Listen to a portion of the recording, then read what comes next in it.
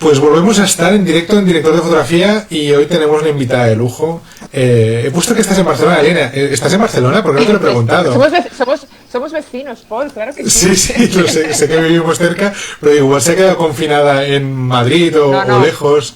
Pues no, poca broma, porque de hecho yo la semana pasada, el lunes, había ido a Madrid para dar una formación de 3 días y me pilló allí.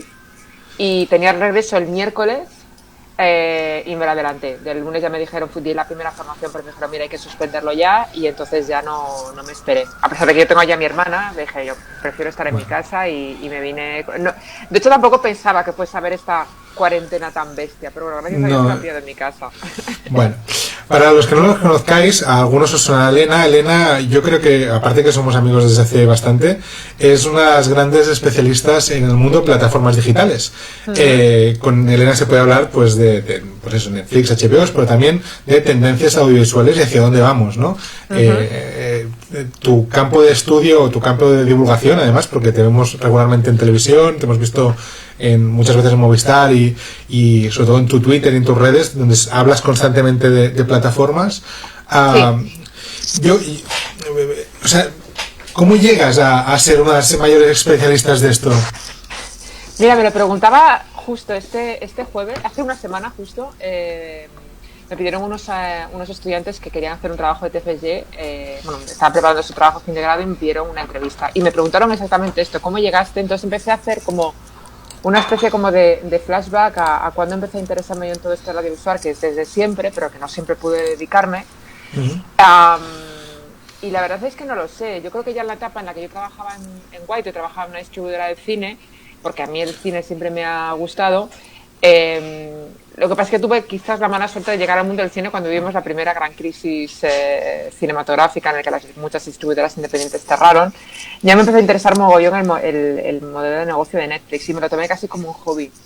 Y desde aquello que era un hobby de investigar lo que estaban haciendo, cuando todo el mundo decía que aquí nadie iba a pagar por contenidos porque éramos unos piratas, porque nadie querría pagar por contenidos, cuando parecía que lo de Netflix iba a ser una burbuja y que no conseguiría seducir a nadie, pues mira, estamos ya como en la tercera etapa de la era del streaming y es por puro interés. La verdad es que sí que esto que comentas tú de publicar tanta información es un poco lo que a mí me disciplina cada mañana leer información del sector. Y estamos en una época aparte muy dulce porque está en plena ebullición, ¿no? Es decir, todas las que ya se habían quedado atrás, pues de repente se han puesto las pilas y estamos ahora pues al resurgimiento de lo que se llama la streaming wars, ¿no? Ahora ya la cosa se está empezando a poner interesante. Disney no puede llegar en un momento mejor que esta semana, porque llegan la semana que viene a España. Sí, y de hecho tuvieron que, pues lo pusieron en Twitter, tuvieron que poner un Twitter porque todo el mundo le estaba diciendo, oye, pero por favor, en serio, ¿no lo podéis adelantar una semana? Y de hecho pusieron en un tuit, os escuchamos, pero es imposible, nos vemos el 24 de marzo. Bueno, ellos tenían unas obligaciones contractuales porque han llegado a un acuerdo con una cadena comercial de nuestro país, con 4, que mañana, por cierto, estrena el primer capítulo de The Mandalorian, en una estrategia que han seguido en toda Europa, ¿no? El emitir el primer capítulo en televisión comercial pues como una estrategia de captación para que si queda alguien en el planeta Tierra que todavía no se haya enterado que existe una cosa que se llama Disney Plus y que se lanza el 24 de marzo, pues que se entere ya emitiendo el primer capítulo. Y bueno, es Disney. ¿Qué quieres que te diga? ¿Qué que te diga de Disney? Con todos los niños en casa las 24 horas del día consumiendo audiovisuales, creo que les va a petar los servidores, pero bueno. Y un catálogo que no te la acabas, la verdad es que sí, va a ser interesante a ver cómo reacciona el público español. Veremos. Una cosa que se habla a menudo aquí, pues claro, el Facebook de Direct Photo, pues hay mucha gente que se dedica a la producción y hay como una obsesión de, supongo que conoces el documento este de Netflix de requisitos técnicos, ¿no? Que piden 4K, piden HDR, piden muchas cosas y hay como una obsesión mundial que a día de hoy parece que no haces audiovisual si no estás haciendo 4K para Netflix y yo creo que Netflix a día de hoy, una cosa son los originals que te encarguen ellos, que es lógico que pidan sus especificaciones, pero sí. Igual puedes confirmarme tú que Netflix también compra cosas en HD que no son originals. Sí, totalmente. Yo creo que los umbrales todo depende también del nivel de desarrollo de los países en los que esté implantado. Evidentemente las demandas de ancho de banda por países son dispares y de hecho algorítmicamente son capaces de adaptar la calidad de su señal para que la imagen se vea bien a pesar de cuál sea el peso que tenga la imagen. Es decir, si tú tienes muy poquita cobertura porque esa es una zona de mala cobertura, probablemente Netflix sea el único servicio que puedes consultar porque automáticamente la señal es adaptativa. Evidentemente, en un mundo ideal, Netflix quiere tenerlo todo en una excelente calidad para poder proveer la mayor calidad posible. Pero de hecho, y esto no es broma, lo acabo de tuitear, lo podéis mirar en mi Twitter, la Unión Europea le acaba de decir a Netflix si por favor puede rebajar la calidad de su streaming porque están saturando el ancho de banda. Es decir, yo creo que el tema del 4K, y esto tú lo comentaste, tardaste de comentarlo, es decir, estamos produciendo 4K por encima de nuestras posibilidades, no todo el mundo contrata el paquete 4K de Netflix, ni todos los contenidos requieren 4K, que tampoco nos volvamos locos, pero sí, Netflix compra contenido en HD y tiene un montón de contenido de catálogo que tiene una calidad pues muy por debajo de lo que uno podría esperar. Lógicamente, porque es que a mí realmente me gusta mucho lo que está generando Netflix a nivel de que realmente han hecho un push ya no solo en cómo se consume el contenido, sino que técnicamente pues ha obligado que la gente mejore la calidad de sus producciones en general, vayan a Netflix o a cualquier otro lugar, ¿no? Porque eso ha forzado pues que HBO y otras plataformas, Amazon, también empiezan a pedir 4K y bueno, en general ha habido como un impulso que estaba bien. Y también donde paquetizas el contenido, porque no Netflix aparte tiene en torno a 2 de cada 3 usuarios admiten que ven contenido en movilidad, muchos en pantallas pequeñas. Evidentemente las demandas de una pantalla pequeña no son las más que de una pantalla grande. Entonces, digamos que en realidad, al menos por lo que parece desprenderse de las declaraciones de Netflix, si puede ser lo más perfecto, pero que también asumen que no siempre van a poder suministrar esa calidad, obviamente porque el usuario tampoco la contrata. No es el paquete más contratado de Netflix, el de 4K, para entenderlo. Exacto. Ahora hablo de la movilidad y te voy a abrir el melón que más me apetece abrir con diferencia, que es Quibi. Que es Quibi, sí. Tú y yo creo que somos los únicos que hemos empezado a hablar regularmente de esta plataforma nueva. Sí. Y es muy loco lo de Quibi. Y de hecho es que hasta le dedico un capítulo de mi libro a Quibi. Mi libro, por cierto, que también está en cuarentena, que iba a salir el 24 este martes. Sí, es verdad. Y está en cuarentena. Pero sí, el de Quibi es un proyecto súper interesante porque el tema del consumo de vídeo a través de móviles siempre ha estado ahí planeando, siempre se ha visto, creo, como un consumo de segunda categoría, como un consumo muy de, ya no millennials, sino incluso de centennials, como contenido de baja calidad. Claro, Quibi es la primera plataforma que de repente se plantea de manera seria el adaptar el modelo de negocio tradicional a un modelo 100% pensado para mobile y aparte con una serie de tecnología que de hecho ya están ahora mismo en líneas de patentes, la tecnología esta famosa del turnstile que te permite hacer una adaptación de la imagen en función de si lo ves en vertical o horizontal. Si bien casi todas las promos que yo he visto de Quibi, todas asumen que el usuario lo va a ver de manera vertical. Hace 5 años hubiésemos hablado de series en vídeo vertical y me habíamos echado toda espuma por la boca. Me parece muy interesante por 2 motivos, Quibi. Uno, por ese modelo de negocio que te digo, que no es insólito y que, a diferencia de lo que puede pensar la gente, no está yendo a los más jóvenes, está yéndose precisamente a gente no tan joven. Y el modelo de los Quick Bites, ¿no? Que Quibi es el acrónimo de Quick Bite. El plantear con series o películas, si lo prefieres, en píldoras de unos 10 minutos y tanto de ficción como de entretenimiento, como de noticias, etcétera, etcétera. Pero sobre todo lo que me parece más importante de Quibi es que todo Hollywood ha puesto pasta en Quibi. Sí, es una startup que montó Jeffrey Katzenberg, a la que luego fichó a una de las jefazas de eBay. Y lo verdaderamente interesante es en un momento en el que hay una competencia brutal entre todos los operadores que se han metido ahora a lanzar sus propias plataformas, todas han puesto pasta en Quibi. De hecho, ya han levantado su segunda ronda de financiación. Y aparte, es una plataforma que puedes contratar con o sin publicidad y en la versión publicitaria ya ha conseguido asegurar 150 millones de dólares en inversión publicitaria el primer año. Con lo cual, yo creo que la confianza del sector en esta fórmula, a pesar del escepticismo de muchos, es interesante. Pero sí es cierto, yo creo que somos tú y yo los únicos que hablamos de Quibi. Sí, no, la verdad es que evidentemente no inventan nada nuevo, porque al final yo creo que lo que quieren hacer es, han visto lo que está pasando en YouTube y coger contenidos que están habiendo ahí como más casuales y profesionalizarlos más todavía, ¿no? O dotarles de más valor económico en producción y un production value como más bestia y hacer que ese público que aprovecha el viaje en metro para ver pues el youtuber de turno que le explica cómo juega videojuegos retro o cómo viaja a no sé dónde, pues eso versión como profesionalizada, ¿no? Como una primera cadena de televisión. Yo creo que esa es la clave, que es estructurar el consumo. Es decir, en lugar de que tú tengas que buscar de manera aleatoria, como cuando ves Stories o cuando ves YouTube, te encuentras con el contenido. Aquí lo que hace Quibi, estamos hablando de unas 7.000 piezas de vídeo el primer año, es estructurar el consumo como si fuese una serie. Entonces te permite esa experiencia de la serialización, que es una estrategia que ya desde la Inglaterra victoriana, con las entregas por fascículos, ya jugaba esa anticipación. Pues Quibi es exactamente lo mismo. Y aparte, nutriéndose de un talentazo muy bestia. Es decir, es que los nombres que están trabajando para Quibi son muy locos. Que no estamos hablando de gente desconocida, estamos hablando de gente que aporta su prestigio como mayor aval para que la gente se anime a contratarlo. Claro que también llega en un contexto muy complejo, porque acaba de llegar Disney, también va a llegar Peacock, también va a llegar HBO Max, es decir, que de repente el patio está muy concurrido en Estados Unidos. No, y da la sensación de que hasta ahora, en España lo hemos visto con la evolución de las series, ¿no? Que hace 3 años todas las series superaban casi la hora y 20, más o menos, y cómo se ha ido, o sea, la llegada de Netflix y HBO y compañía han hecho que las series se estandaricen por debajo de la hora, que es como el estándar actual, incluso para las series nacionales. Y ahora llega este nuevo actor, que es Quibi, que propone no solo cosas o sea, ellos no tendrán cosas de una hora, pero sino que el público va a consumir cosas de 10-15 minutos de manera regular, ¿no? Y yo creo que los tiempos de consumo también cambian muchísimo, ¿no? O sea...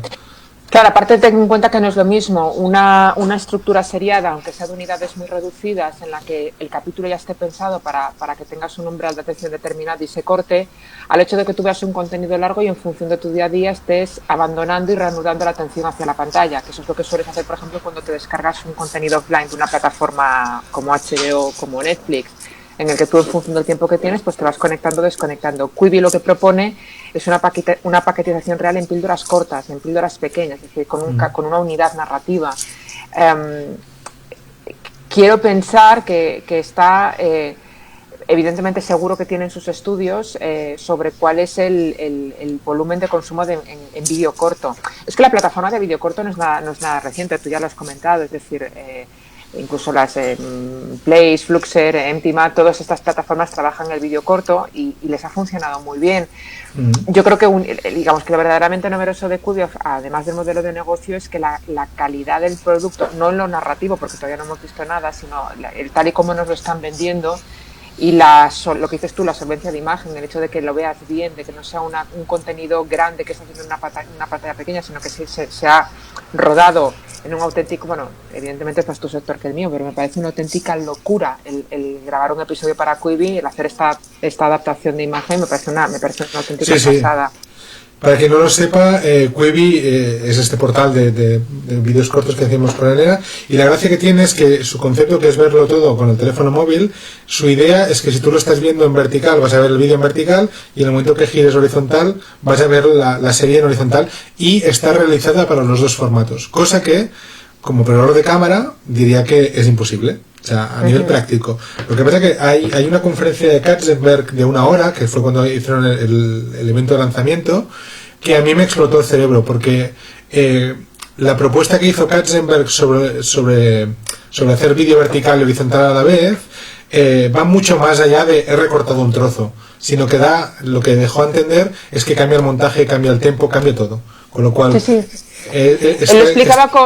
explicaba incluso con panorámicas. Por ejemplo, hay una escena que creo que lo hemos visto todos, de una escena de una pareja en la playa, y cómo cambia el planteamiento al ver una misma escena de una pareja saliendo del mar, como huyendo de algo en panorámico, a cuando lo vuelves en vertical se centra en uno de los personajes, de manera que el punto de vista del vertical al horizontal cambia muchísimo la perspectiva de la serie. Yo creo que es que estamos asistiendo a una auténtica ruptura. Ya Netflix directamente explotó la hiperlinealidad en el momento en el que se saltó esos límites que imponía la serialización y te permitían hacer el consumo de manera hiperlineal y ver muchos capítulos de una sentada. Con Quibi al final lo que vamos a tener es, en el fondo, distintas percepciones del mismo contenido en función de cuál sea el punto de vista que decidamos obtener, porque está demostrado, y esto ya hay estudios de psicólogos y de estudios de comunicación que establecen que la percepción que tenemos de lo que vemos varía mucho en función de si el formato es vertical u horizontal. O sea que yo creo que es interesante. Es todavía muy pronto para saber qué va a ocurrir con Quibi, siquiera si Quibi va a hacer el desembarco internacional, pero desde luego me parece que es interesante eso que te decía antes, ¿no? Que todos los grandes hayan querido poner pasta ahí, just in case. No vaya a ser que de repente aquí haya una cosa interesante y no hayan pues nosotros metido pasta en esto. ¿Y cómo ves en España o sea, el desarrollo de plataformas? Pues ahora has mencionado Fluxer, yo trabajo habitualmente con Fluxer, ahora también estoy trabajando con Playf. ¿Cómo ves la evolución de esto? Porque realmente Fluxer es la que durante un tiempo ha estado por encima a nivel de volumen de producción y talento. Playf ahora está pegando como un segundo push. Y la sensación de que Empty Match se ha quedado un poco hacia atrás y que las tres plataformas van a este público millennial de producciones pues de un cuarto de hora o una cosa así y cada vez con más presupuesto. Bueno, de ahí salió Paquita Salas y han salido como... Sí. A ver, yo creo que lo que les... claro, la televisión convencional está en una situación un tanto diferente, porque claro, no es lo mismo ser una plataforma nueva, una startup en la que tú no tienes que preocuparte otra línea de negocio, que ser una televisión comercial que tiene otro tipo de público y lo que está haciendo, porque lo que están haciendo estas plataformas de vídeo corto es, digamos que, captar nuevos públicos. ¿Por qué? Básicamente porque este fenómeno tradicional de renovación de audiencias no se está produciendo, porque los jóvenes cada vez están más desconectados de la televisión, salvo por formatos muy concretos. Y un poco la lógica del razonamiento de lanzar plataformas de vídeo corto es muy razonable, es decir, oye, si tenemos a tanta gente consumiendo vídeo corto, consumiendo vídeo en YouTube, consumiendo historias en Snapchat, historias en Instagram, ¿por qué no hacer una plataforma de vídeo corto de ficción? Al final no es tanto el formato lo que le da popularidad, sino el acceso. Es decir, no es lo mismo el acceso a una plataforma que forma parte de tu día a día, como puede ser un YouTube, que el acceder a un contenido al que te tienes que ir a un canal que no forma parte de tu día a día, que yo creo que es el gran hándicap.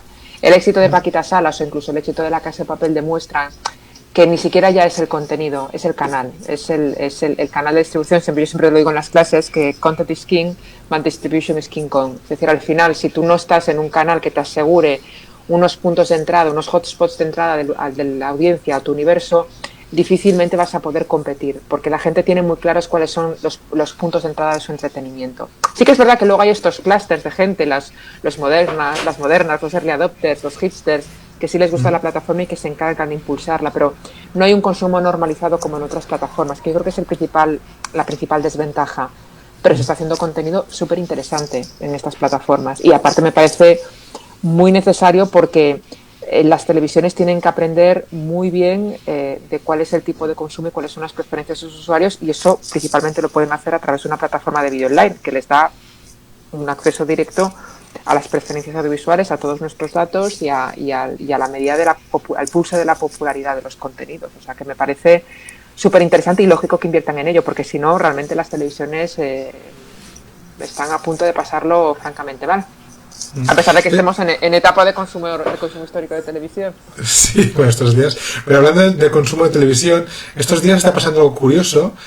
Con el rollo del confinamiento en casa, nos hemos encontrado que Buenafuente ha hecho un programa desde casa, los de La Sexta están haciendo el tiempo desde casa, creo que Jimmy Fallon ayer noche hizo también algo parecido a lo de Buenafuente desde casa, etcétera.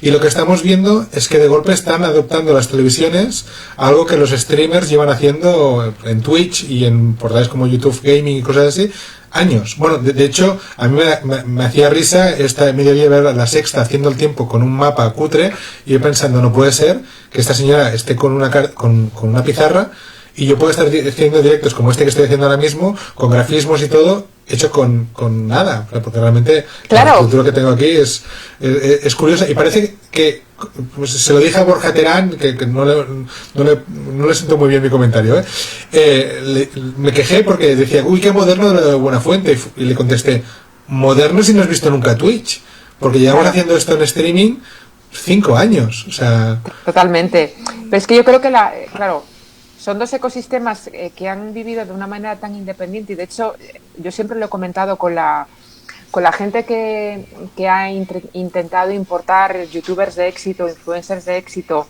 a canales convencionales, como por ejemplo las editoriales que fichaban a influencers para hacer libros o incluso youtubers que luego saltaban a programas de televisión. Y como en muchos de esos casos, no quiero decir que sea la mayoría, pero en muchos de esos casos, cuando a esas personas las sacabas de su ecosistema no funcionaba. porque esas personas funcionan dentro de un ecosistema muy claro. La realidad es que ahora todas estas cadenas de televisión, todas estas personas, todos estos influencers, todas estas personas que se dedican a los monologuistas, informadores, se dan cuenta de que si rompen ese vínculo con la audiencia, que ya de por sí es cada vez más efímero, es cada vez más débil, tienen las de perder. Entonces están haciendo lo que sea necesario para seguir entrando a las casas. Y es lo que dices tú, han descubierto algo que el youtuber descubrió hace mucho tiempo, que al final el público de hoy en día lo que quiere, en la medida de lo posible, es que el famoso que vea al otro lado de la pantalla le hable de igual a igual y que haya una relación directa. Entonces yo creo que de esto el audiovisual en general va a aprender mucho y sí que es verdad que estamos haciendo también tambalear los cimientos de la comunicación y del entretenimiento tal y como los entendíamos.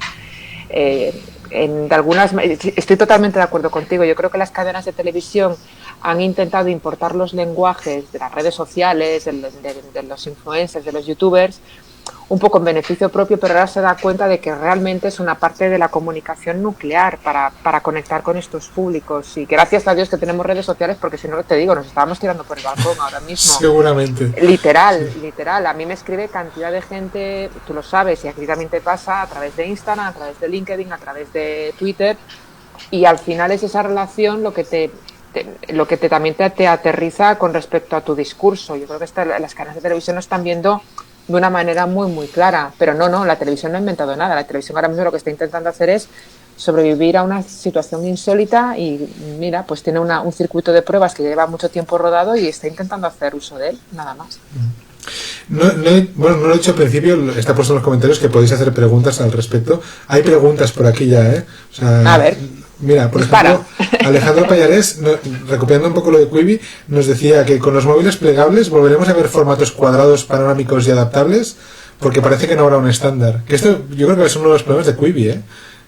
Yo creo que también. Lo que pasa es que lo de los móviles plegables todavía lo habían presentado teóricamente, decían que iban a presentar una innovación de la leche en CES, el CES Las Vegas, que se ha cancelado por razones obvias. Pero fíjate que yo creo que ya asumimos que cualquier startup que lance hoy en día puede tener a lo mejor una vida de 1 año, 2 años y luego convertirse en otra cosa, o luego que se fusione con otra plataforma y de repente cambie. Es decir, ya esas empresas de 30, 40, 50 años yo creo que cada vez van a ser más anecdóticas. No creo que estas empresas tengan problemas en transformarse, y Quibi menos. Quibi yo creo que puede ser una aventura maravillosa o puede ser un auténtico fiasco. Sí, puede durar poco o mucho. Sí que es cierto que a mí claro, como director de fotografía, persona que está encuadrando para rodajes constantemente, lo del tamaño de las pantallas me fascina. Y porque ya no estamos en la guerra del tamaño, porque más o menos un tamaño así es como el estandarizado, o sea, un poquito más grande, un poquito más pequeño, pero sí que la relación de aspecto, o sea, qué ancho es el móvil, está cambiando, y hay como, cada fabricante ahí hace una línea, ¿no? O sea, masivamente, pues este es un Huawei y Apple está en 2:1, que es la proporción que además Netflix fue de las primeras en proponer que era el formato óptimo de producción, porque es más que Netflix 9. Exacto, y Netflix, no te olvides una cosa, Netflix ya lo dijo aquí Rick Hastings cuando estuvo en el mobile, diría que hace unos 3 años, que ellos ya estaban planteándose empezar a hacer montajes específicos para móviles, pero es que ya hay varios países en los que está comercializando la tarifa solo para móviles. Claro. Es decir, que tú puedas contratar únicamente Netflix para verlo en el móvil. Si eso evoluciona, y teniendo en cuenta aparte que aunque está muy lejos de conseguirlo, el objetivo de Netflix es ir aligerando cada vez más su contenido de catálogo, ir supliéndolo por contenido original. Evidentemente la propia línea, ya no solamente narrativa en cuanto a contenido original, sino también tecnológica, pues digamos que se basará en sus propios estándares, aunque Netflix siempre ha abrazado tecnológicamente lo de en cualquier soporte, en cualquier pantalla, en cualquier lugar. Evidentemente Netflix lo que tiene es una información de consumo valiosísima, porque sabemos que sabe todo lo que hacemos cada vez que conectamos al servicio. Entonces ahí ya puede ser una cosa interesante. No sé si se puede decir, eso lo sabrás tú mejor que yo, que ellos son los impulsores de un nuevo estándar, pero sin duda estamos hablando de la plataforma de la televisión por internet líder en todo el mundo, y sí que puede hacer cosas muy interesantes.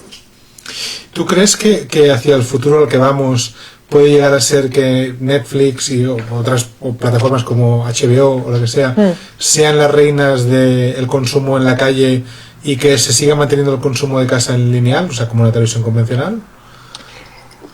A ver, yo creo que la televisión lineal, lo que todos estamos observando es Básicamente, evidentemente, la fragmentación del consumo, eso es una realidad. Es decir, el consumo se fragmenta en torno a un montón de ofertas de información y de entretenimiento, con lo cual, al estar una oferta cada vez más fragmentada, eso de manera ineludible va a acabar afectando a la propia estructura del sistema audiovisual, porque la estructura del sistema audiovisual a día de hoy, no sabemos lo que va a pasar en un futuro, está basada en la concentración de visionados, y eso es lo que nos está produciendo. Entonces, las cadenas la televisión lineal lo que está haciendo es derivar hacia una bifurcación muy clara de géneros. Es decir, hay un tipo de género que tiene mucho sentido en lineal, porque se consume en directo, porque la experiencia forma parte es la el palabra, ¿no? Eventización de la televisión, ¿no? La televisión evento. Y esta televisión funciona y es lo que hace que invirtamos en OTs, que invirtamos en Masterchefs, que invirtamos en todo este tipo de programas en los que la experiencia de verlo en directo es consustancial al acto mismo de soportar una emisión lineal. Pero luego hay otro tipo de géneros que, a pesar de que las televisiones siguen invirtiendo en ellos, porque lo vemos que las televisiones siguen invirtiendo en ficción, cada vez se asume que le otorgan menos valor comercial al espacio. Y ahí tienes, por ejemplo, el caso de Mediaset, que está produciendo un montón de ficción, que mantiene esa ficción 48 horas en catch-up en sus horarios de televisión a la carta, pero luego automáticamente pasa a Amazon. Es decir, que dentro del flujo comercial de la ficción de Mediaset no se percibe su propia plataforma de video bajo demanda, sino que se asume que forma parte de un agente externo que es Amazon, que funciona como otro distribuidor. Entonces yo sí que creo que lo que va a haber es como una selección natural de géneros. Es decir, hay un tipo de género que a futuro no va a tener ningún sentido visto en televisión lineal. Es decir, los grandes fenómenos seriéfilos de televisión en directo, como Juego de Tronos, yo creo que difícilmente los volveremos a experimentar, al menos no como los hemos experimentado hasta ahora. Pero yo creo que a la televisión lineal todavía le queda mucho tiempo. De hecho, esta situación es fantástica para comprobar hasta qué punto es necesaria la televisión en estos momentos. Todavía hay cierto, no sé si tú opinas lo mismo que yo, pero cierta pátina de prestigio o de credibilidad o de certeza en lo que te llega a través del televisor. Y sí, probablemente las plataformas coparán el consumo en movilidad, pero básicamente yo creo que esto ahí hay que echarle la culpa y las cadenas deberían entonar el mea culpa y de verdad invertir en una mejor calidad de sus plataformas de televisión a la carta, porque estamos todavía a estándares de primera década de 2000 en muchas de ellas.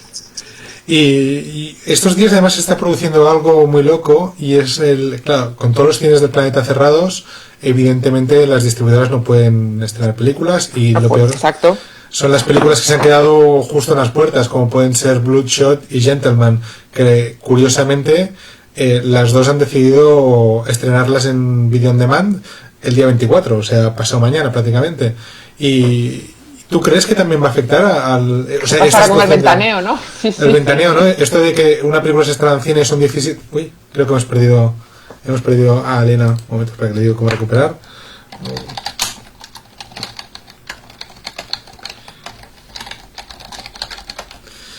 El ventaneo que dice Elena es que cuando nosotros estrenamos una película hay que esperar una serie de semanas para poder sacarlas en video on demand, sacarlas en diferentes plataformas, porque las películas, normalmente los cines tienen un contrato que impiden que si la película se estrena en cines se estrene rápidamente en... Espera, está volviendo a entrar ya, Elena. Es que si se ha estrenado en cines, rápidamente esté en plataformas para que no se canibalice pues el hecho de que la gente pueda verlas en casa en lugar de ir al cine. Y lo que ha pasado esta semana es que Bloodshot, por ejemplo, que es de Sony Pictures, que se estrenó hace escasamente 3 semanas, se va a lanzar en video on demand este fin de semana directamente. ¿Por qué? Porque la película estaba en cines y si no va a ser una ruina para la película, porque evidentemente sin poder estrenar en salas y cuando salgamos de la situación, sea cuando sea, pues evidentemente la película ya habrá muerto, entre comillas, pero habrá muerto su capacidad de promoción, etcétera. Lo mismo ha pasado con Gentleman, y me parece que Trolls 2 y otra película está sufriendo absolutamente lo mismo. A ver si vuelve Elena. Mientras voy a aprovechar para leer vuestros comentarios. Dice, por ejemplo, Hugo Salazar: ¿tanto nos cuesta girar el móvil para tener una imagen 16:9? Es que yo creo que o sea, volviendo al tema del vídeo vertical, el vídeo horizontal, yo creo que nos tenemos que adaptar nosotros y no, o sea, nosotros como espectadores, como productores y no el público. Si nos dedicamos a decirle al público cómo tiene que consumir nuestro producto en lugar de adaptarnos a cómo lo consumen ellos, pues al final se acaban yendo con quien produzca para lo que están viendo. O sea, no. A ver si consigo recuperar a Elena, que empiezo a ponerme un poco nervioso si no tengo a la otra persona. Con lo cual yo creo que lo del vídeo vertical tiene bastante sentido de que se haga o sea, que se hagan series para los dos formatos. Por otro lado, hay que pensar que la gente cuando va por la calle consumiendo va con el teléfono así, no va con el teléfono así. O sea, y piensa que además muchas veces consumen mientras cambian a WhatsApp, no sé qué, con lo cual yo creo que no soy muy fan del vídeo vertical. En este caso, pues igual hay que adaptarse, o sea, directamente. A ver si puedo recuperar a Elena. A ver, copiar. Le estoy mandando el link para que vuelva a entrar. Ahí lo tiene. A ver si se puede conectar ya. Más preguntas que tengáis. Carlos Gott dice: la televisión lineal tendrá aún por mucho tiempo más relevancia en la transmisión de deportes y noticias. Evidentemente, todo lo que sea actualidad, la actualidad caduca a los 5 minutos, y más estos días, ¿no? que estamos viendo como la actualidad se cae directamente cada hora.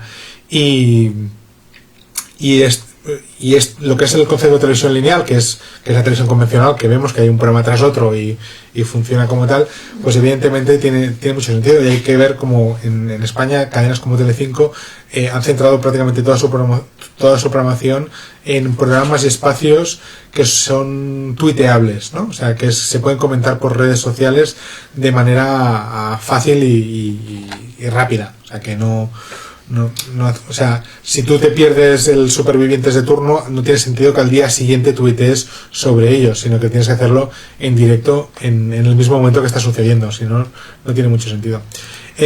Más cosas que estáis comentando. Ronald Blando dice: si dan un buen contenido a las personas, van a optar por ese medio de streaming, pienso yo. Ahorita no existe un rey del streaming, creo que en eso depende del futuro. Yo sí que creo que hay un rey del streaming, que es YouTube, a día de hoy, en este momento. Pero claro, es para un tipo de producción muy concreta, muy especializada y muy, ¿cómo os diría? Muy centrada en una producción que no es de alto nivel, como podría ser una serie, una película, etcétera, sino evidentemente todo lo que serían producciones de youtubers y contenidos educacionales, un poco como el que estáis viendo ahora mismo, ¿no? Que yo creo que es una buena manera de producir contenido de streaming, pero que evidentemente tendría que haber otras y de más potentes. Más cosas, a ver, nos leéis desde México, estaría bien decirnos desde dónde nos veis y vamos comentando un poquito también desde qué países estáis. Espero que estéis todos bien, en todo caso. Gerardo Reyes: ahorita aumentará la demanda de estas plataformas y tengo el largometraje. ¿Qué tanto va a mejorar la afluencia de estas plataformas con el coronavirus? Estos días vamos a tener está habiendo un crecimiento increíble. O sea, las noticias que están saliendo de consumo audiovisual son salvajes. O sea, la gente está viendo más cine que nunca, más televisión que nunca, más plataformas que nunca. Como decía Elena hace un rato, la Unión Europea ha pedido oficialmente a Netflix que rebaje la calidad de su transmisión para no sobresaturar las líneas de telecomunicaciones, porque realmente, pues imaginaos, toda Europa encerrada en casa, bueno, todo el planeta encerrado en casa prácticamente, consumiendo banda ancha a lo loco, pues nos encontramos de que pueden generar algunos problemas de telecomunicaciones, especialmente en zonas rurales o en zonas donde las conexiones son más flojitas. Yo prometo que el próximo directo ya no lo haré en 1080, lo haré en 720 por si acaso, o incluso en SD, que total tampoco necesito tanta calidad de imagen. Más cosas, a ver. Nos saludan Rodrigo desde Chile. Mónica Aragón, querida, ¿crees que será interesante repetir Visión en Quibi cambiando la perspectiva? Yo creo que no, que van a hacer algo que se va a parecer bastante. Al final la narrativa va a ser la misma y solo va a cambiar un poquito la forma. A ver si Elena me está diciendo algo. Yo no creo que haya que ver las cosas primero en vertical. A ver, me está hablando. A ver, un momento, copiar. nuestras opiniones. Exacto, no pasa nada, He aprovechado para explicar lo que era el ventaneo, he aprovechado para explicar un poquito lo que estaba pasando con Bloodshot y lo que estaba pasando con las películas estas que se han quedado colgadas. Y ahora estamos un poco repasando preguntas que tenía la gente, que han empezado a preguntar más activamente. Pero si quieres recuperamos un poquito lo que estabas hablando del ventaneo, de que evidentemente va a cambiar el paradigma, ¿no? Hasta ahora era un tabú. O sea, se está en una película de un cine, hay que esperar, no sé si son 17 semanas, hasta 4 meses. Yo cuando se lo explico a mis alumnos es que no dan créditos, ¿sabes? Claro, ahora se lo explicas a las nuevas generaciones, pero ¿qué? Sí. Lo cierto es que tú lo sabes bien, los intentos que ha habido tanto en nuestro país como fuera de intentar flexibilizar un poco las ventanas de exclusividad no han llegado casi nunca a buen puerto, a pesar de que tenemos experimentos de películas que se han estrenado day and date. Estrenar day and date supone estrenar en todas las opciones posibles, como por ejemplo Snowpiercer en Estados Unidos o Carmina y Amén aquí, Carmina y Revienta aquí en España. Funcionaron razonablemente bien. Pero hay todavía funciona ese protectorado por parte de los cines, a pesar de que hay plataformas que por ejemplo, como Filmin, que es uno de los grandes impulsores de que se flexibilicen las ventanas. Básicamente porque yo creo que lo que se reclama es algo muy justo, y es que se analice caso por caso. Es decir, si una película agota completamente la ventana de exhibición, sencillamente porque no funciona y el exhibidor te la devuelve, ¿qué sentido tiene esperar 15 semanas, 14 semanas, 4 meses hasta que se explote la ventana de VOD, ya sea de alquiler o compra? Yo creo que esto ya de por sí es una situación extraordinaria. Creo que los estudios están haciendo lo que deben hacer para un poco salvar los muebles e intentar rentabilizar de alguna manera, sabiendo que van a perder completamente la ventana de los cines, que a día de hoy para la mayoría de las películas de los estudios es la más lucrativa.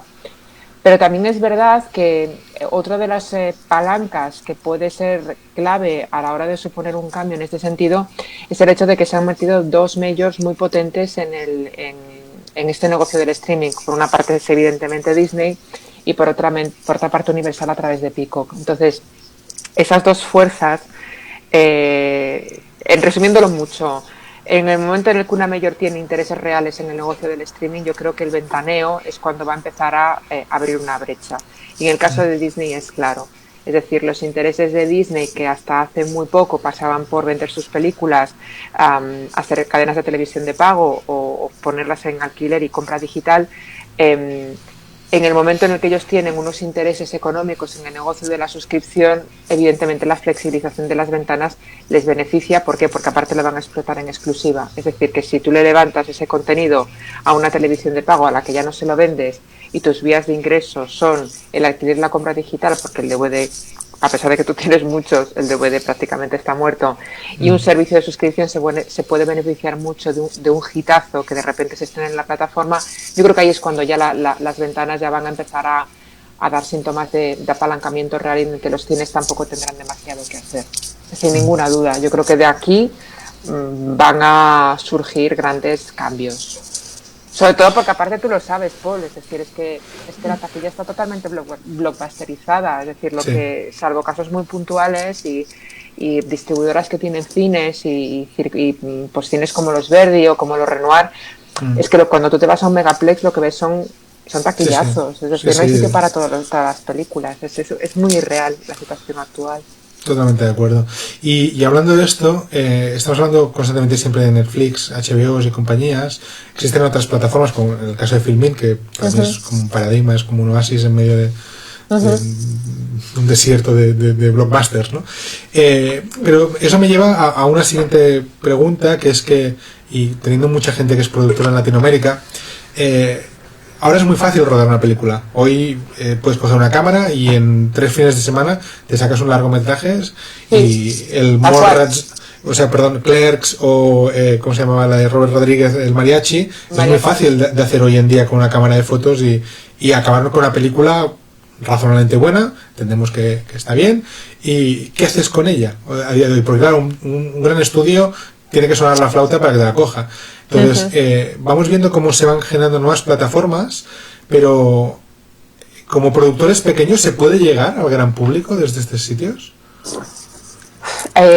Yo creo que al final La distribución yo siempre le digo a mis alumnos, la distribución audiovisual es, básicamente es una manera para hacer dinero. Es decir, todos los del audiovisual nos dedicamos al audiovisual porque nos gusta, porque es nuestra pasión, pero al final una producción audiovisual está destinada a hacer dinero, es un negocio, ¿no? En el que y digamos que la distribución lo que analiza son un conjunto de técnicas que están destinadas a conectar tu película con tu público objetivo. Las posibilidades de distribuir cualquier contenido audiovisual a día de hoy se han multiplicado exponencialmente. Tienes un montón de opciones. Tienes desde lo que dices tú, el circuito tradicional de salas de cine, alquiler, compra digital, televisiones de pago, televisores en abierto, servicios de suscripción, o tienes modelos como por ejemplo el Theatrical on Demand, tienes por ejemplo el directo a plataforma de streaming con un holdback en los países de origen, tienes la posibilidad de entrar en el circuito de festivales, puedes entrar en algunas plataformas de transaccional como puede ser Filmin, aunque Filmin también tiene tarifa plana, es decir, hay muchas posibilidades de distribuir un título. Lo que ocurre es que no todos son igualmente rentables y que cada vez hay más contenido audiovisual y cada vez es menos el retorno que tiene el productor por las obras, ¿no? Sobre todo en el caso de la paga es un tanto alzado por un periodo de licencia, entonces no le tiene que decir cuántas reproducciones ha tenido su contenido, ni lo sabrá probablemente. Insisto, esto ahora está en vías de cambiar, aunque con mucha letra pequeña, si queréis. Esto en Alemania, ¿no? Bueno, en Alemania y también en Suecia. Lo que pasa es que dicen que solamente pagarán royalties si la persona reproduce el 90% del contenido, con lo cual si reproduce el 50%, pues no se le pagará. Digamos, es como un paño caliente, ¿no? A mí me parece muy necesario, y es algo que insisto, le digo mucho a mis alumnos, es que más que nunca hoy en día, y tú lo sabes bien, porque tú eres un director de foto atípico, eres un director de foto que no solamente le interesa lo artístico, tienes muchísima inquietud por el sector audiovisual en sentido amplio, ves muchísimo cine, pero estás muy informado, y yo creo que hoy en día, más que nunca, tanto el creador como el productor necesita conocer muy bien cómo funciona el negocio, porque el negocio está lleno de complejidades, está lleno de matices, y lo que ocurre, tú también lo sabes muy bien, es que hay mucha gente que se encuentra con la película hecha, muchas veces subvencionada, con la obligación, por culpa de la subvención, de estrenarla en cines y se come la película con patatas. Se acuerda de la distribución cuando ya la tiene terminada. Entonces, ese drama, que es el que, digamos que desde las escuelas de cine o desde las universidades estamos intentando ampliar un poco la perspectiva e intentar comprender que una película como tal tiene que empezar a pensar, a generar la generación de la cadena de valor ya desde que tiene una idea y saber perfectamente dónde están los públicos de esa película. Lo que pasa es que con esta idea romántica que tenemos los que nos dedicamos a esto, pues siempre pensamos pues, en un festival de cine, en inaugurar un festival o clausurar o tener el premio del público o poder estrenarla en una gran sala, y lo que ocurre es que ese volumen de películas, y basta con ver los datos del Ministerio de Cultura, que quien tenga curiosidad que vaya a la base del Ministerio de Cultura, a base de películas estrenadas en nuestros cines, pues que vea cuántas películas españolas de las que se estrenaron el año pasado superaron el umbral del 1.000.000 de euros. Y yo creo que esa realidad es necesaria. Oportunidades las hay. Netflix compra películas, sí las compra. Directamente desde productoras con las que nunca hayan trabajado, difícil. Consejos que yo le doy a los productores, que vayan de la mano de productores que ya hayan trabajado con Netflix, que vayan muchísimo a mercados, porque Netflix va mucho a mercados ahora mismo a intentar comprar títulos. Es decir, es una buena inversión ir a un mercado y hacer estos meet and greet en las jornadas profesionales que suele haber en los mercados con la gente de Netflix y de otras muchísimas plataformas, porque hay 50.000. Sí. Hay un montonazo. Y sobre todo conocer mucho el mundo y bueno, buscar todas las alternativas posibles, pero no empecinarse en un modelo de distribución que ya decíamos antes que está regular ahora mismo. Tú lo sabes perfectamente, está un poco caduco, sí. Sí, es curioso porque a mí lo que siento yo o al menos en las producciones en las que yo participo, es que el cine está como más perdido y que los documentales, por otro lado, han encontrado como vías, ¿no? de llegar al público, ¿no? Que antes sí que una película, pues por mal que estuviera o por poco distribuida que estuviera, en general acababa llegando a un público. No digo que mucho o poco, pero a un público. Y en cambio el documental de golpe tenía, sobre todo los de creación, topes, y ahora realmente te puedes distribuir un documental, aunque no sea en Netflix, no sea en HBO, puedes ir directamente pues a un Filmin o una plataforma más pequeña que es probable que sí tiene cierto interés. Esto es como el valor en la guerra, se le supone a un soldado. Pero que que el documental yo creo que sí que ha tenido una expansión con el mundo de las plataformas y una segunda vida, ¿no? O sea, el hecho de que las plataformas de encima han estado dando un valor añadido al mundo del documental, de que ya no es algo para la 2 y algo para gente intelectual, sino que... Gracias a Dios, pero yo soy una gran fan del documental. Sin ninguna duda, aparte, el documental tiene varias ventajas. Desde el punto de vista económico es muchísimo más rentable para las plataformas. Y es lo que dices tú, se han encontrado con un nicho de personas que yo creo que también, esto es una opinión personal y por tanto totalmente subjetiva, un poco el hartazgo de la ficción, es decir, estamos consumiendo ficción por encima de nuestras posibilidades y aparte estamos consumiendo un tipo de ficción de manera compulsiva. Si yo siempre digo que uno tiene que, digamos que la dieta del streaming tiene que incluir pues comida buena, de calidad y muy cuidada, pero luego hay otra parte que es fast food y que es muy necesario también no puedes estar viendo Los Soprano todo el día, pues claro, sí, podrías estar, pero que tu cabeza explotaría, entonces de vez en cuando ves contenido un poquito de menos calidad, un poquito menos bueno. Y luego en el documental es curioso, aparte, ya no solamente los propios temas que trata, sino también la propia disciplina de distribución. Es decir, yo el último que he visto, que ha sido el del Palmar de Troya, que no me he cansado de recomendárselo a todo el mundo, porque me parece una fantasía. Está en Movistar. Si lo quieres seguir, está en Movistar. Sí. Si alguien se lo quiere ver, que tampoco sea un documental de esto de decir, Dios mío, me vuelvo loquísima, pero es súper interesante porque de repente yo creo que, y ahí, no sé, la gente que nos está escuchando que se dedica a creación, pues que me diga si realmente la opinión que yo tengo es cierta. Digamos que yo creo que se ha roto la barrera que teníamos con el documental, porque realmente ahora ves documental, pero lo ves como una vía óptima para que te cuenten una historia. Y antes el documental era, venga, la crónica, que me estén contando y qué rollo. Sin embargo, claro, está muy dramatizado, utiliza muchos recursos propios de la ficción. Sí. Utiliza la fórmula seriada en muchos casos, que eso también es mucho más amable. Y luego, evidentemente, el documental siempre va a historias que tienen la capacidad de sorprender, porque esto es una cosa que comentaba yo la semana pasada en la radio, y es que la diferencia entre la ficción y la no ficción es que la no ficción no tiene por qué tener sentido, con lo cual a la larga también resulta doblemente sorprendente, ¿no? Que es injusta, dolorosa. El documental de los gatos es un buen ejemplo, ¿no? Es un buen ejemplo. El documental de los gatos es como yo tuve que armarme de valor para verlo. Sí. Pero como el documental de los gatos, como Crims, que es una serie para los que están fuera de Barcelona no la conocerán, pero bueno, yo empecé a escuchar el podcast y me pimplé el podcast en 3 días. Es decir, yo creo que es una cuestión básicamente de haber roto prejuicios. La ventaja de esta tensión en los modelos de distribución es que aceptamos contenidos que antes probablemente no habríamos querido ver. Lo que no sé si de esto, no sé, es una pregunta que te lanzo a ti, ¿tú sigues creyendo que seguiremos teniendo esos fenómenos como las películas de culto? Es decir, volveremos a tener un Clerks, volveremos a tener un Mallrats, no sé. Volveremos a tener no sé, un mariachi, un vengador tóxico, es decir, estas películas que de repente se convertían en fenómeno de culto, porque me da la sensación también de que la cultura se ha acelerado mucho y las modas también. Sí, yo creo que el Clerks de este año sería Parásitos, y ha saltado a... Claro, el Parásitos, que podría ser una película de serie B como tantas otras, o sea, que para Corea pues es una gran producción, pero que a nosotros nos hubiese llegado pues como One Cut of the Dead, que para mí es una película que es muy recomendable, y de golpe Parásitos ha pasado a ser el blockbuster del año, como quien dice, ¿no? O sea, es como la gran peli de mayor, y no, en realidad viene... O sea, podría ser que mañana alguien haga un Clerks, y el problema es que yo creo que la sociedad las hace crecer desde el mundo antes del mundo del freak, y yo me considero uno de ellos.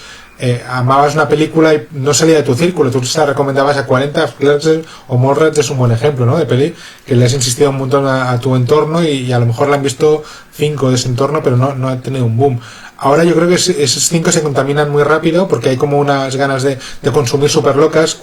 Me han dicho que esto es brutal. Me acuerdo como hace 2 años de golpe la gente se puso a ver series suecas o noruegas, ¿no? Y como que de golpe tienes que ver Borgen o tienes que ver no sé qué, y series que no tenían a lo mejor un recorrido antiguamente, ahora lo tienen grande, ¿no? Bueno, La Casa de Papel es un buen ejemplo de algo muy de aquí que ha acabado pues en la oreja.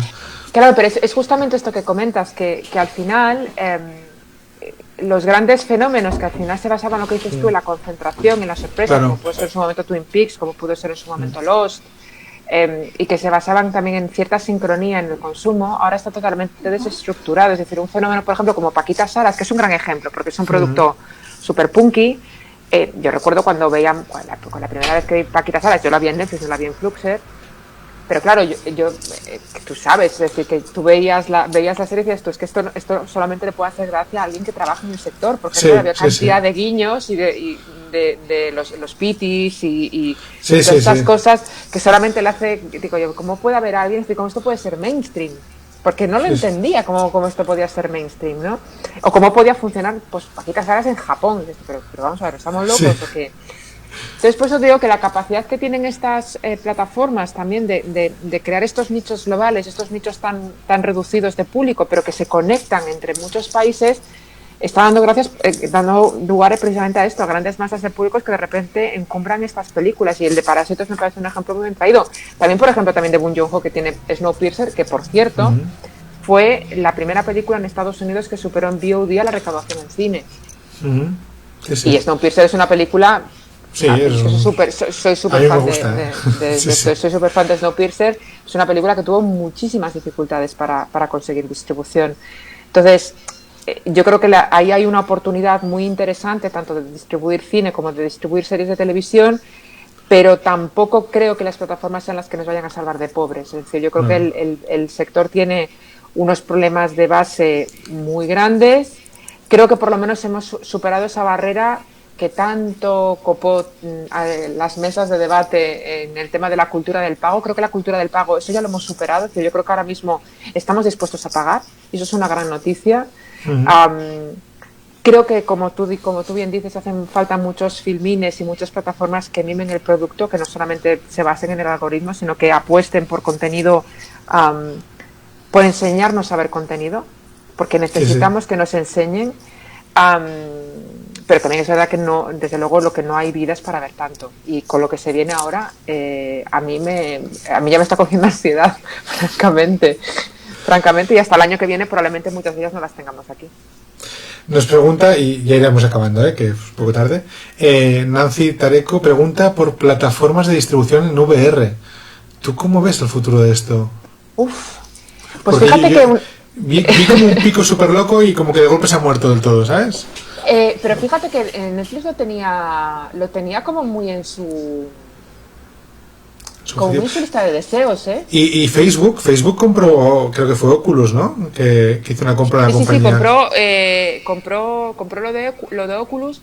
A ver, yo creo que el problema es que la tecnología fue el hype fue mucho mayor a lo que fue la tecnología, ¿sabes? Pero ¿por qué no? Yo lo veo, desde luego, en el tema del game, tú solo sabes mucho mejor que yo, en el tema de los videojuegos es una estrategia de futuro clarísima. No sé si es suficientemente mainstream como para que sea rentable, no sé si, entiendo que no, pero me parece súper interesante. O sea, yo, por favor, sí, sin lugar a dudas, si alguien quiere hacer una startup de esto, yo me apunto. Pues hay unas cuantas, me parece, en todo caso, Elena, te voy a liberar ya, que te he tenido aquí una horita. Yo creo que ha sido interesante para todos. Oye, muchas gracias, se me lo he pasado pipa. Seguid a Elena en sus redes sociales, que son súper interesantes. Su Twitter es como un masterclass de distribución y exhibición. Lo tenéis ahí abajo, Elena_Neira. Seguidla también en la otra pantalla, que tenéis el link aquí arriba. Y está a punto de sacar un libro en cuanto la situación mundial le deje. Uy, yo no te oigo. Espera, que te he perdido el sonido. Elena, a ver, no te oigo. Algo ha pasado. A ver, conecta y desconecta el audio. A ver si es eso. ¿Sí? No te oímos, o yo al menos no te oigo. Bueno, si tienes el libro a mano, vamos a hacerlo con mímica. Tienes el libro, ahí está, tienes el libro a mano. Perfecto. Streaming Wars. Tenía que salir el día 24, no sabemos todavía cuándo va a salir, pero si estamos atentos a las redes de Elena, y lo que vamos a hacer es, cuando esté disponible, yo también os publicaré cuando podéis encontrarlo. Elena, mil gracias por atendernos, besos enormes, y nos vamos viendo por aquí en breve. ¿Vale? Venga, gracias a todos.